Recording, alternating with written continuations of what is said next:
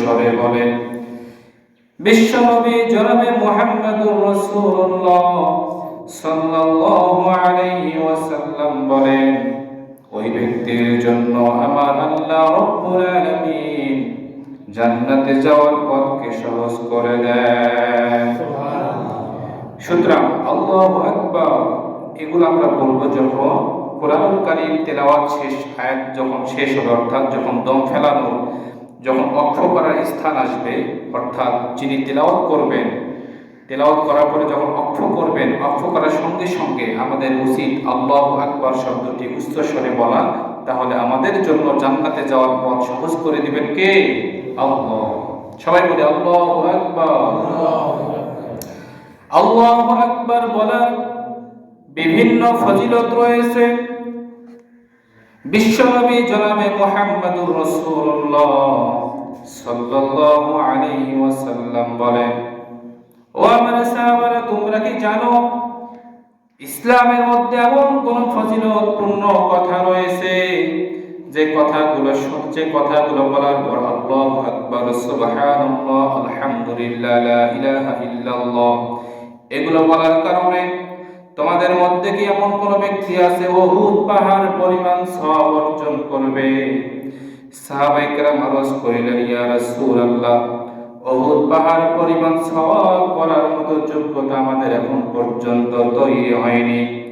বিশ্বনবী জনাবে মুহাম্মদুর রাসূলুল্লাহ সাল্লাল্লাহু আলাইহি ওয়াসাল্লাম বলেন, ও আমার সাহাবারা, তোমরা ভালো করে শুনে রাখো, উহুদ পাহাড় পরিমাণ সওয়াব অর্জন করার যোগ্যতা তোমাদেরও তৈরি হয়েছে।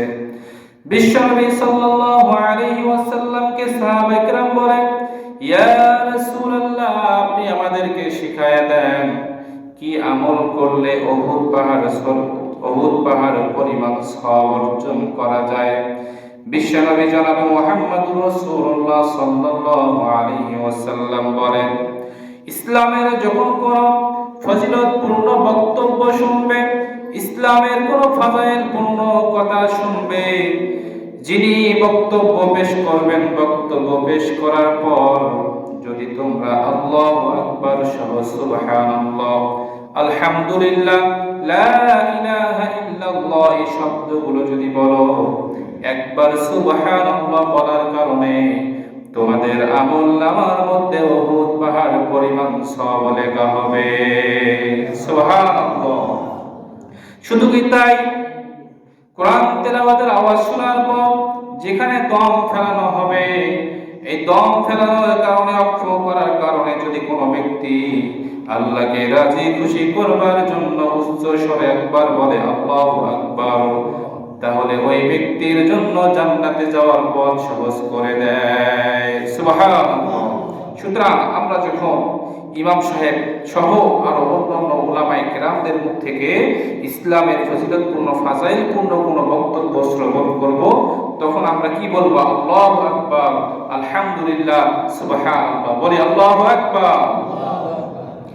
সমস্ত প্রশংসা একমাত্র আল্লাহ তাআলার জন্য, যে মহান আল্লাহ তাআলা আমাদেরকে এই মুহূর্তে দুনিয়ার সকল ফিতনা থেকে দূরে রেখে পবিত্র মাহে রমাদান মাসের চাঁদে, পবিত্র মাহে রমাদান মাসের প্রথম জুম্মায় যে আল্লাহ আমাদেরকে দয়া করে, মায়া করে, মহাব্বত করে আজকের এই আল্লাহর ঘরে আসার মতো তৌফিক দিয়েছেন, যেটা এমন একটি সময় চলছে, এই সময় অনেক গুরুত্বপূর্ণ একটি সময়, এমন একটি মাস চলছে, এটা অনেক গুরুত্বপূর্ণ একটি মাস, বরকতের মাস, মাগফিরাতের মাস, নাজাতের মাস, এটা ইবাদত বন্দেগীর মাস। সুতরাং আজকে আল্লাহর ঘর মসজিদে সবচেয়ে বেশি মানুষ হওয়ার কথা ছিল, কিন্তু দেখুন আমরা আসলে দুনিয়ার বাজার নিয়ে ব্যস্ত হয়ে পড়েছি। কিন্তু বিশ্বনবী বলেন, শুধু দুনিয়ার বাজার করলেই হবে না, আমাদেরকে আখিরাতের বাজারও দুনিয়াতে করে নিতে হবে। যদি আখিরাতের বাজার যদি আমরা করতে না পারি, তাহলে কাল কিয়ামতের ময়দানে আল্লাহ তাআলার কাছে আমরা ধরা খেয়ে যাব। সুতরাং আজকে আমরা দুনিয়ার বাজার নিয়ে ব্যস্ত হয়ে পড়েছি। আজকে যে কি পবিত্র মাহে রমাদান মাস, এই পবিত্র মাহে রমাদান মাসের যে আজকে প্রথম জুম্মা, এরপরও দেখুন মানুষজন দুনিয়ার বাজার নিয়ে এমন ভাবে ব্যস্ত হয়ে পড়েছে, নামাজের কথাও ভুলে গিয়েছে। অথচ আজান হয়েছে 12:25 থেকে 30-এর মধ্যে আজান হয়েছে, এখন পর্যন্ত কত মানুষ বাড়িতে বসে আছে, কেউ গরুকে গাও ধোয়াইতেছে, আবার কেউ বাজারে গেছে, কেউ মাঠে মনে করেন যে খেত বাড়িতে ঔষধ দিতেছে, কেউ সাংসারিক কাজে ব্যস্ত, কিন্তু আল্লাহর কাজ নিয়ে আমরা কেউ ব্যস্ত না। সুতরাং আমাদের সকলের উচিত এই পবিত্র মাহে রমাদান মাস পাওয়ার পর আমাদের প্রত্যেকের উচিত আমার প্রতিটা সময়, প্রতিটা মিনিট, প্রতিটা সেকেন্ড যেন ইবাদতের মধ্যেই কাটে, এটা আমাদের সকলের উচিত। কিন্তু আমরা আমাদের এই সময়গুলোকে আমরা কাজে লাগাতে পারছি না, এই সময়গুলোকে আমরা ইবাদতের মধ্যে কাটাইতে পারতেছি না। সুতরাং এই পবিত্র মাহে রমাদান মাস যে ব্যক্তি পেয়েছে, বিশ্বনবী সাল্লাল্লাহু আলাইহি ওয়াসাল্লাম বলেন ওই ব্যক্তি সবচেয়ে ধন্য ব্যক্তি, ওই ব্যক্তি সৌভাগ্যবান ব্যক্তি। কিন্তু আসলে আমরা রমাদান মাস পাওয়ার পরেও আমরা নিজেকে ধন্য মনে করছি না। এই রমাদান মাস যে আমাদের মাঝে উপস্থিত হয়েছে, এই রমাদান মাস যে আমরা পেয়েছি, এটা আমরা পাইনি, আল্লাহ পাক আমাদেরকে পাওয়ার জন্য তৌফিক দিয়েছেন, এজন্যই আমরা পেয়েছি। আপনি একটি বিষয় লক্ষ্য করেন, গত রমাদান মাসে আমাদের এই সমাজের কথাই বলি, অন্য সমাজের কথা বাদ দিলাম, আমাদের এই সমাজের কথাই বলি, গত রমাদানে আমাদের মাঝে অনেকে উপস্থিত ছিল, কিন্তু আজকে অনেকে অন্ধকার কবরে চলে গেছে। কথা বলেন ঠিক কিনা? অনেকের ভাই ইন্তেকাল করেছেন, অনেকের বাবা, অনেকের বোন, অনেকের চাচা, অনেকের ভাতিজা, এরকম ভাবে আমরা অনেক মানুষজনকে আমরা হারিয়েছি। কিন্তু আল্লাহ পাক তাদের রিজিকে এই রমাদান রাখে নাই, আর আপনার রিজিকে, আমাদের রিজিকে এই পবিত্র মাহে রমাদান মাস রেখেছেন। এজন্যই আমরা এই রমাদান মাসটি পেয়েছি, উপহার হিসেবে পেয়েছি। সুতরাং এই মাসটি পাওয়ার পরে আমাদের সকলের প্রতিটা সময় যেন আমরা ইবাদতের মধ্যে কাটাইতে পারি। যেমন বিশ্বনবী সাল্লাল্লাহু আলাইহি ওয়াসাল্লাম বলে, যদি কোনো ব্যক্তি ফজরের নামাজের মাধ্যমে দিন শুরু করতে পারে, ফজর থেকে নিয়ে জহর পর্যন্ত ওই ব্যক্তি যা কিছু করবে সব কিছুই ইবাদতের মধ্যে গণ্য হবে, বলি সুবহানাল্লাহ। সুতরাং আমরা যদি ফজর নামাজ যদি জামাতের সহিত পড়তে পারি, ফজর থেকে জহর পর্যন্ত আমরা কি করব? এই সমস্ত কিছু ইবাদতের মধ্যে গণ্য হবে। আবার বিশ্বনবী বলেন যে যদি কোনো ব্যক্তি ফজর থেকে ফজরের নামাজের পড়ার পর আবার জোহরের নামাজ পড়ার জন্য অপেক্ষায় থাকে, যে কখন আযান হবে, কখন মসজিদে যাব, ইবাদত করব, কখন আল্লাহর সন্তুষ্টি হাসিল করব, এই উদ্দেশ্য যার থাকবে, ওই ব্যক্তির আমলনামার মধ্যেও আল্লাহ পাক রব্বুল আলামিনের ফেরেশতারা কি লিখবে? নেকি লিখতে থাকে, বলি আল্লাহু আকবার।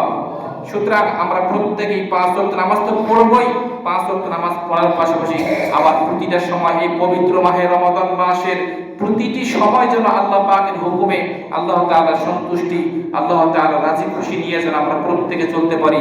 এজন্য আমাদের সকলকে এই চিন্তা ফিকির করতে হবে কিনা বলেন? আপনি মাঠে গিয়েছেন, কাজ করছেন, আপনি কাজের শুরুতে বিসমিল্লাহ পড়েন। যে কোনো ভালো কাজের শুরুতে বিসমিল্লাহ পাঠ করতে হয়। বিসমিল্লাহ ছাড়া কাজ শুরু করলে কি নষ্ট হয়ে যায়? বরকত নষ্ট হয়ে যায়। যদি কোনো ব্যক্তি একটি কাজ শুরু করার পূর্বে বিসমিল্লাহ করে কাজ শুরু করে, যতক্ষণ পর্যন্ত এই কাজটি শেষ হবে না, ততক্ষণ পর্যন্ত ওই ব্যক্তির আমলনামার মধ্যে ফেরেশতারা নেকি লিখতে থাকবে, বলি সুবহানাল্লাহ। আপনি ফজরের নামাজ পড়ে বাসায় গিয়েছেন, আপনি আপনার গোয়াল ঘর থেকে গরু বের করে আপনি বাইরে বাঁধতেছেন, আপনি আল্লাহর নামে শুরু করেন বিসমিল্লাহির রহমানির রহিম। আপনি যতক্ষণ পর্যন্ত গরু বাঁধবেন, যতক্ষণ পর্যন্ত আপনার গরু বাঁধা শেষ হবে না, ততক্ষণ পর্যন্ত আপনার আমলনামার মধ্যে আল্লাহ পাকের ফেরেশতারা কি লিখতে থাকবে? নেকি লিখতে থাকবে। তাহলে আপনি এখন আপনার বিবেককে প্রশ্ন করুন, জীবনের প্রতিটা সময় আল্লাহ পাকের হুকুমে আল্লাহ তাআলার ইবাদত করা যায়, প্রতিটা সময় ইবাদত করা যায়।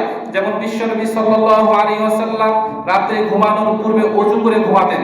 যদি কোনো ব্যক্তি ওযু করে ঘুমায়, ওই ব্যক্তি ঘুম যাওয়ার পর থেকে ঘুম থেকে ওঠা পর্যন্ত যতক্ষণ পর্যন্ত ঘুমায় থাকবে, ততক্ষণ পর্যন্ত আল্লাহ পাকের ফেরেশতারা তার আমলনামার মধ্যে নেকি লিখতে থাকবে, বলি সুবহানাল্লাহ।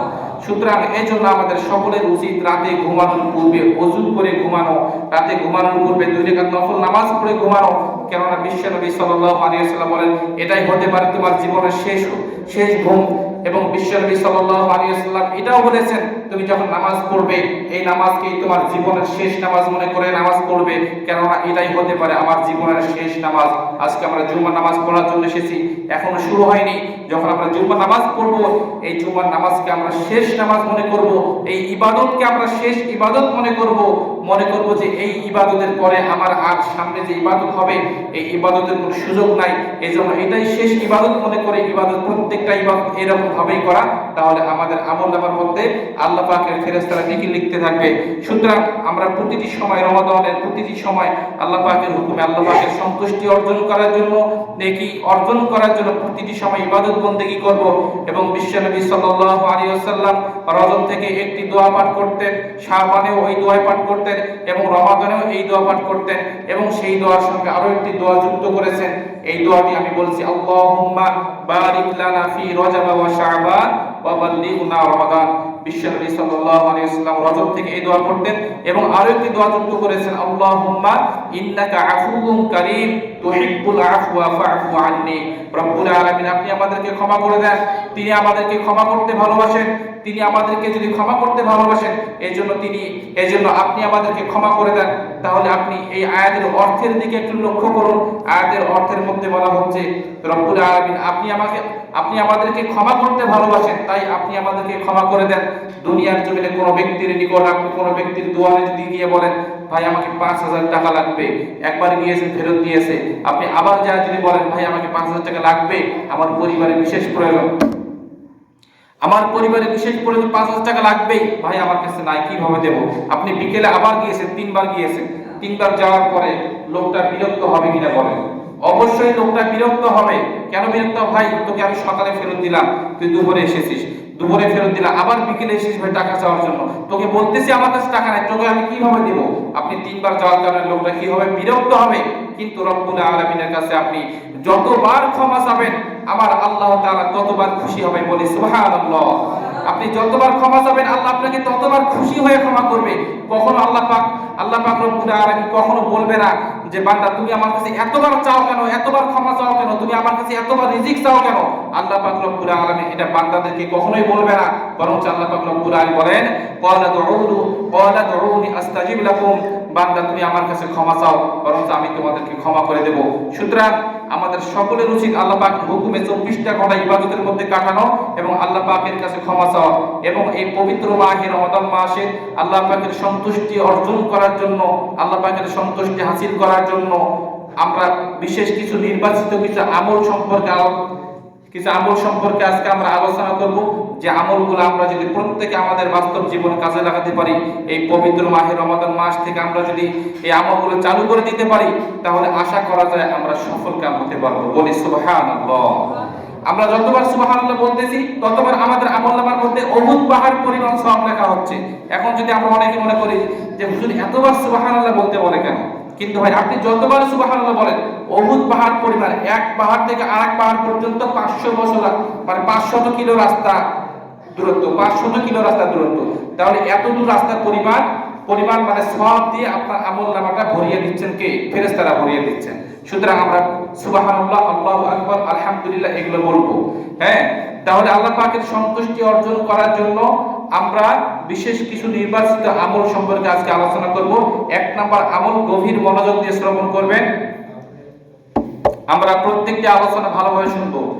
আমরা যারা গল্প করতেছি গল্প বাদ দিয়ে আলোচনাগুলো শ্রবণ করি।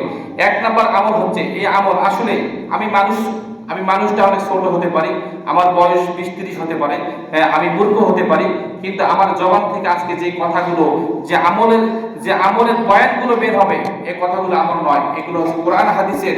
সুতরাং আমি মূর্খ, এই মূর্খ মানুষের জবান দিয়ে যদি কোরআন হাদিসের কথা বের হয়, তাহলে এই কথাগুলো কখনো কম দামি নয়। অর্থাৎ এই কথাগুলোর অনেক মূল্য রয়েছে। প্রত্যেকে আমরা এই কথাগুলো মানার জন্য চেষ্টা করব। 1 নাম্বার আমল হচ্ছে প্রত্যেক ফরজ নামাজের পর এই পবিত্র মাহে রমাদান মাসের মধ্যে পবিত্র কোরআনুল কারীম তিলাওয়াত করা। এখন আমাদের মাস থেকে 2টি রোজা আজ থেকে চলে যাচ্ছে, আমরা প্রত্যেকে নিয়ত করব এই পবিত্র মাহে রমাদান মাসে যেন আমরা একটি করে খতম দিতে পারি। জোরে বলুন, কি দিতে পারি? খতম দিতে পারি। পবিত্র কোরআনুল কারীম খতম দেওয়ার জন্য বিশেষ একটা কৌশল আমি আপনাদেরকে বলবো। এই কৌশল অনুযায়ী পবিত্র কোরআন কারীম আপনারা তিলাওয়াত করে শেষ করবেন। হ্যাঁ, কৌশল হচ্ছে আপনি প্রত্যেক ফরজ নামাজের পর, কি বললাম, প্রত্যেক ফরজ নামাজের পর আপনি 4 পৃষ্ঠা করে তিলাওয়াত করবেন। আপনি ফজরের নামাজ পড়েছেন, অথবা আপনি ফজরের নামাজের আগেও পড়তে পারেন। ফজরের নামাজের আগেও পড়লে এটা আপনার আমলনামার মধ্যে এটা সওয়াব লেখা হবে। হ্যাঁ, আপনি ফরজ নামাজের পরে পড়তে পারেন। বিশেষ করে ফরজ নামাজের পরে পড়ার জন্য চেষ্টা করবেন। প্রত্যেক ফরজ নামাজের পর আপনি যদি 4 পৃষ্ঠা তিলাওয়াত করেন, যেমন ফজরের নামাজের পরে আপনি 4 পৃষ্ঠা তিলাওয়াত করলেন, জোহরের পরে 4 পৃষ্ঠা, সর্বমোট কয় পৃষ্ঠা হলো? 8 পৃষ্ঠা। আসরের নামাজের পরে 4 পৃষ্ঠা, কয় পৃষ্ঠা হলো? 12 পৃষ্ঠা। মাগরিবের নামাজের পরে 4 পৃষ্ঠা, কয় পৃষ্ঠা হলো? 16 পৃষ্ঠা। ঈশার নামাজের পরে তো তারাবির নামাজ, আপনি তারাবি শেষ করে আপনি আর 4 পৃষ্ঠা পড়তে পারেন। তাহলে কয় পৃষ্ঠা হলো? 20 পৃষ্ঠা। 20 পৃষ্ঠা কয় পারা হয়? এক পারা হয়। তাহলে এরকম ভাবে আপনি প্রত্যেক ফরজ নামাজের পরে যদি 4 পৃষ্ঠা করে সারাদিন তেলাওয়াত করেন, তাহলে আপনার সাংসারিক কাজের কোনো তেমন কোনো ক্ষতি হবে না। আপনি প্রত্যেক ফরজ নামাজের পরে 4 পৃষ্ঠা করে তেলাওয়াত করবেন, তাহলে সারাদিন আপনার এক পারা মেকআপ হয়ে যাচ্ছে। ঠিক না ভাই? ঠিক। এক পারা যদি মেকআপ হয় তাহলে 30 দিনে আপনার 30 পারা। এখন যে 2 দিন চলে গেল, এটা আপনি অন্য সময় যখন আপনি অবসর থাকবেন, এই অবসর টাইমে এই 2 পারা আপনি মেকআপ করে নিতে পারেন। এরকম ভাবে আমরা প্রত্যেকেই যেন এই পবিত্র মাহে রমাদান মাসে একটি করে খতম দিতে পারি, এরকম কি আমরা আশা, এরকম কি আমরা প্রতিজ্ঞা করতে পারি? এরকম আশা, এরকম প্রতিজ্ঞা আমরা প্রত্যেকেই করব। এবং প্রত্যেক ফরজ নামাজের পর বাড়িতে হোক আর মসজিদে হোক, যেখানেই থাকি, আমরা যেন পবিত্র কোরআন কারীমের প্রতিটি ফরজ নামাজের পর 4 পৃষ্ঠা করে তিলাওয়াত করি। আল্লাহ পাক আমাদের সকলকে এরকম ভাবে তিলাওয়াত করে পবিত্র কোরআন কারীম এক পারা থেকে 30 পারা পর্যন্ত শেষ করার তৌফিক দান করুন, সকলে পড়ি আমিন। 2 নম্বর আমল, গভীর মনোযোগে শুনবে, ধীরে স্থির ভাবে তারাবি নামাজের মধ্যে কোরআনুল কারীম তিলাওয়াত করা। এখন দেখুন আমাদের সমাজে আমরা যে তারাবি নামাজের মধ্যে, গতকালকে একটা ভিডিও দেখলাম যে তারাবি নামাজের মধ্যে সূরা তারাবি পড়তেছে, যে এত স্পিডে যে সূরা ফাতিহার যে আয়াত, যে সূরা ফাতিহা সহ আর অন্যান্য যে সূরাগুলো আছে, এত স্পিডে পড়তেছে ভাই, যেগুলো যেখানে অক্ষ করতে হবে, অক্ষ করার কোনো নিয়মতান্ত্রিক নাই। কোথায় কিভাবে পড়তে হবে, কোথায় কোন অক্ষর মিলাতে হবে, এই স্পিডে পড়ার কারণে তার জবান থেকে অক্ষরের পরিবর্তন হয়ে যাচ্ছে। যেমন সিনের জায়গায় স্পিডে পড়ার কারণে সিনের জায়গায় অনেক সময় থা হয়ে যায়, সদের জায়গায় সিন হয়ে যায়, কফের জায়গায় কাফ হয়ে যায়। যদি ভুলবশত কফের জায়গায় যদি কাফ হয়ে যায়, তাহলে সেখানে অর্থের জায়গায় অর্থ থাকবে না, অর্থ পরিবর্তন হয়ে যাবে, তাহলে আপনার নামাজ হবে না। এবং পিছনে যারা থাকবে সকল ব্যক্তিদের দায়ভার, গুনাহগারের ভাগটা আপনাকে নিতে হবে। সুতরাং এখানে আমরা যারা তারাবি নামাজ পড়াই, আমি তাদেরকে আহ্বান করব, আমি আপনাদের ইমাম সাহেব আহ্বান করব, গভীর মনোযোগ দিয়ে ধীরে স্থির ভাবে তারাবি নামাজে তেলাওয়াত করবেন। এত স্পিডে পড়ার কোনো প্রয়োজন নাই। প্রয়োজনে 5 মিনিটের জায়গায় যদি 10 মিনিট লাগে, এই 10 মিনিট লাগার কারণে যদি আল্লাহ পাকের সন্তুষ্টি হাসিল করা যায়, তবুও সেখানে 10 মিনিট সময় লাগিয়ে পবিত্র কোরআন কারীম তেলাওয়াত করবেন, তবুও কখনো স্পিডে তেলাওয়াত করবেন না। আমি মক্কা মদিনায় যে ইমাম সাহেব যে আছে, আমি তার পবিত্র কোরআন কারীম তেলাওয়াত শুনেছি, এত সুন্দরভাবে মধুর সুরে তেলাওয়াত করেন যে আপনি তেলাওয়াত করে শুনলে আপনার অন্তরটার মধ্যে শান্তি, আপনার অন্তরটার মধ্যে শান্তি আসবে, এত সুন্দরভাবে তেলাওয়াত করে। এরকম ভাবে আমরা তেলাওয়াত করব, আলহামদুলিল্লাহি রাব্বিল আলামিন আর রহমানির রহিম মালিকি ইয়াউমিদ্দিন ইয়্যাকা না'বুদু ওয়া ইয়্যাকা নাস্তাঈন ইহদিনাস সিরাতাল মুস্তাকিম সিরাতাল লাযীনা আন'আমতা আলাইহিম গায়রিল মাগদুবি আলাইহিম ওয়ালাদ-দাল্লিন। এরকম ভাবে যদিও পড়া সম্ভব নয়, যেরকম ভাবে না পড়লেই নয়, যেরকম ভাবে না পড়লেই না, যেখানে অক্ষ করার প্রয়োজন, বিশেষ করে সূরা ফাতিহা এক নিঃশ্বাসে শেষ না করা। আমরা অনেক সময় সূরা ফাতিহা এক নিঃশ্বাসে শেষ করে ফেলি, কিন্তু এতটা তো আমাদের এতটা ব্যস্ততা নাই যে আমাদের সূরা ফাতিহা এক নিঃশ্বাসে শেষ করতে হবে। তবে আল্লাহ পাকের সন্তুষ্টি অর্জন করার জন্য যেরকম ভাবে পড়লে ভালো হয়, এরকম ভাবে আমরা পড়ব। তাহলে 2 নম্বর আমল হচ্ছে ধীরে স্থির ভাবে তারাবি, শুধু তারাবি নামাজ নয়, প্রত্যেকটি নামাজ ধীরে স্থির ভাবে আদায় করা। বিশ্বনবী সাল্লাল্লাহু আলাইহি ওয়াসাল্লাম বলেন, যে নামাজের মধ্যে সময় বেশি দেওয়া হয়, যে নামাজের মধ্যে রুকু সিজদার মধ্যে বেশি সময় দেওয়া হয়, সূরা কিরাতের মধ্যে বেশি সময় দেওয়া হয়, ওই নামাজটা সবচেয়ে উত্তম। তাহলে আমাদের নামাজের মধ্যে যদি সময় বেশি না থাকে, আমরা যদি নামাজের মধ্যে বেশি সময় না দেই, তাহলে আমাদের নামাজটা কি উত্তম হবে? উত্তম হবে না। 3 নম্বর আমল, গভীর মনোযোগে শুনবেন, এই পবিত্র মাহে রমাদান মাসে তাহাজ্জুদের নামাজ আদায় করা। বিশেষ করে আমরা যখন সেহরি খেতে উঠি, সেহরি খাওয়ার সময়, আমরা সেহরি খাওয়ার পর আমাদের হাতে অবশ্যই 5-10 মিনিট, 15 থেকে 20 মিনিট সময় আমাদের প্রত্যেকের হাতে কিন্তু থাকে। কিন্তু আপনার ফজরের আজান যতক্ষণ পর্যন্ত হবে না, ততক্ষণ পর্যন্ত আপনার জন্য তাহাজ্জুদের নামাজ পড়ার একটি সময় থাকবে, সময় আছে। সুতরাং আমরা যারা মসজিদে যারা সেহরি খাওয়ার পর আমাদের হাতে যাদের সময় আছে, আমরা মসজিদে এসে নামাজ আদায় করব। বিশেষ করে মসজিদে না, আপনি এই নফল নামাজ তো এটা বাড়িতে পড়া উত্তম। আপনার যদি বাড়িতে পড়ার যে সময় হয়, বাড়িতে পড়া যদি মন মানসিকতা থাকে, যদি মনোযোগ যদি ভালো, বাড়িতে পড়ে যদি মনোযোগ যদি ভালো মনোযোগের সে যদি নামাজ আদায় করতে পারেন, তাহলে আপনি বাড়িতেই নফল নামাজ পড়ুন। অর্থাৎ তাহাজ্জুদের নামাজ প্রত্যেকেই আমরা এই রমাদান মাসে আমরা এমন ভাবে নিয়ত করব যে আমরা প্রত্যেক ফরজ নামাজকে আমরা যেরকম ভাবে গুরুত্ব দিয়ে নামাজ আদায় করতেছি, এরকম গুরুত্ব সহকারে প্রতিদিন আমরা সেহরি খাওয়ার পরে যেন তাহাজ্জুদের নামাজ আদায় করতে পারি। আমরা কি সকলে আদায় করতে পারবো ভাই? প্রত্যেকেই তাহাজ্জুদের নামাজ আদায় করব। মসজিদে এসেছেন, আপনি মসজিদে এসে আপনি বসে আছেন, আপনি তাসবিহ পড়তেছেন, আলহামদুলিল্লাহ, এটা নফল ইবাদত। আপনি বসে না থেকে মুয়াজ্জিন সাহেব এখন আসেন, এখন আযান হয়নি, আপনি 2 রাকাত তাহাজ্জুদ পড়তে পারেন, 4 রাকাত পড়তে পারেন, 6 রাকাত পড়তে পারেন। এরকম ভাবে আমরা প্রত্যেকেই তাহাজ্জুদের নামাজ পড়ব। আর তাহাজ্জুদের নামাজ পড়ে আল্লাহ পাক রব্বুল আলামিন এই শেষ রাতে তিনি প্রথম আসমানে নেমে এসে আল্লাহ পাক তিনি আমাদেরকে বলেন যে আমার কাছে ক্ষমা আছে, আমি তোমাদেরকে ক্ষমা করে দেব। সুতরাং এটা রহমতের মাস, নাজাতের মাস, মাগফিরাতের মাস। এই মাসের মধ্যে আমরা বেশি বেশি তাহাজ্জুদ নামাজ আদায় করে আমাদের মনের কষ্টের কথাগুলো আল্লাহ পাকের কাছে শেয়ার করব এবং আল্লাহ পাকের কাছে চাবো। দুনিয়ার কোনো ব্যক্তির কাছে চাইলে দুনিয়ার কোনো ব্যক্তি আপনার আশা পূরণ করবে না, দুনিয়ার কোনো ব্যক্তি আপনার আশা পূরণ করতে পারবে না। কিন্তু আল্লাহ পাকের কাছে আপনি আপনার মনের কষ্টের কথাগুলো বলুন। আপনার পরিবার কি সমস্যা আছে, আল্লাহকে বলুন, আল্লাহ আমার পরিবারে এই সমস্যা, আল্লাহ আপনি আমার সমস্যা দূর করে দেন। আল্লাহ আমার বিবি অসুস্থ, আমার স্ত্রীকে তুমি পরিপূর্ণ সুস্থ করে দাও। এরকম ভাবে আল্লাহ পাকের কাছে আমাদের সকলকে বলতে হবে, আল্লাহ পাকের কাছে চাইতে হবে। কিন্তু আমরা যদি আল্লাহ পাকের কাছে না চাই, তাহলে কি আল্লাহ তাআলা আমাদেরকে এমনি এমনি দিবে নাকি ভাই? কখনোই দেবে না। দুনিয়ার কোনো ব্যক্তির কাছ থেকে কোনো ব্যক্তি যদি কোনো কিছু চায়, যদি দেওয়ার সামর্থ্য থাকে, অনেকবার বলার পরে সেই ব্যক্তি দিতে পারে বা দিবে, যে এরকম গ্যারান্টি নাই। কিন্তু আল্লাহ পাকের কাছে আমরা যদি চাই, তিনি আমাদেরকে অবশ্যই দিবেন, এটা তিনি ওয়াদা দিয়েছেন। সুতরাং আল্লাহ পাকের ওয়াদা কখনো খেলাফ হতে পারে না। সুতরাং আমরা আল্লাহ পাকের কাছে তাহাজ্জুদ নামাজ পড়ার মাধ্যমে প্রত্যেকটা ব্যক্তি আমরা আল্লাহ তাআলার কাছ থেকে চাবো, আল্লাহ তাআলার কাছে রিজিক চাবো, আল্লাহ তাআলার কাছে ভালোভাবে চলার জন্য হালাল রুজি আমরা আল্লাহ তাআলার কাছে চেয়ে নেব। আমরা যে পবিত্র মাহে রমাদান মাসে রোজাগুলো রাখতেছি, এই রোজাগুলো কবুল হচ্ছে কিনা, এই রোজার মধ্যে আমরা আল্লাহ পাকের কতটুকু সন্তুষ্টি অর্জন করতে পারতেছি ভাই, এই সম্পর্কে আল্লাহ পাকের কাছে আমরা শেয়ার করব। আল্লাহ, আমি যে পবিত্র মাহে রমাদান মাসে আজকে দিয়ে 2টি রোজা রাখতেছি, আল্লাহ আমার এই রোজার মধ্যে আপনার কতটুকু সন্তুষ্টি আমি হাসিল করতে পেরেছি, আল্লাহ এটা আমার জানা নাই। আল্লাহ, আমি যেন আমার এই আপনার এই রোজার মাধ্যমে আমি যেন আপনার সন্তুষ্টি, আপনার রাজি খুশি হাসিল করতে পারি। আল্লাহ আমাকে সেই তৌফিক দাও। যেভাবে রোজা রাখলে তুমি খুশি, আমাকে সেইভাবে রোজা রাখার তৌফিক দাও। আমরা এরকম ভাবে তাহাজ্জুদ নামাজ পড়ে আল্লাহ পাকের কাছে আমরা প্রত্যেকেই বলবো। কেননা সাহাবায়ে কেরামদের একটি আদর্শ ছিল, তারা রোজা রাখার পরে চিন্তা করতেন, আল্লাহ আমার রোজা কবুল হলো কিনা। তেনারা চোখের পানি ছেড়ে তাদের দাড়ি মুবারক, তাদের বুক মুবারকের এগুলো ভিজে যেত, এত পরিমাণে কান্না করতেন, অথচ তাদের রোজা কিন্তু কবুল। এরপরেও তারা কান্না করেছেন, আল্লাহ আমার রোজা কবুল হচ্ছে কিনা।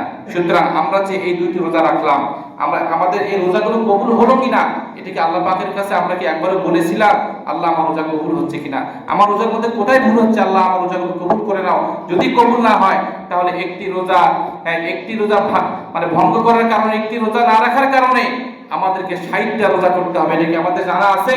সুতরাং আমাদের রোজার মধ্যে অসংখ্য ভুল ত্রুটি থাকতে পারে, যে নিয়মে রোজা রাখা দরকার আমরা ওই নিয়মে রোজা রাখতে পারি না।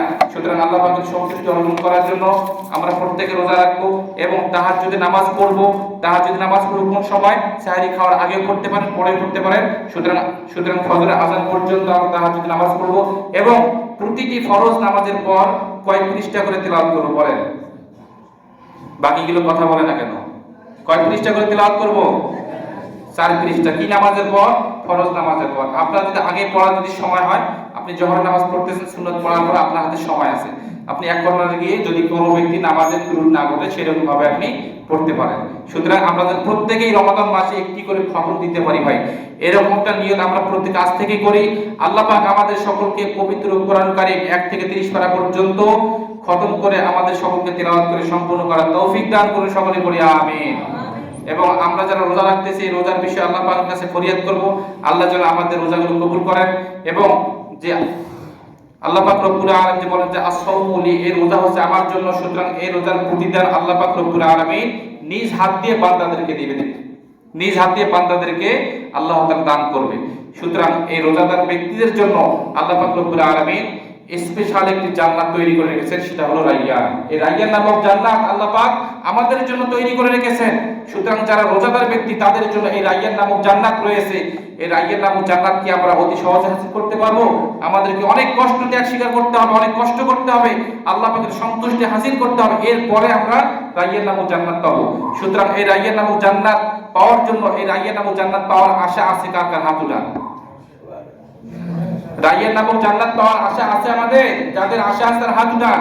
আল্লাহ পাক রব্বুল আলামিন এই হাতগুলো দেখতেছেন ফেরেশতাদের মাধ্যমে, এগুলো ভিডিও করে রাখতেছেন।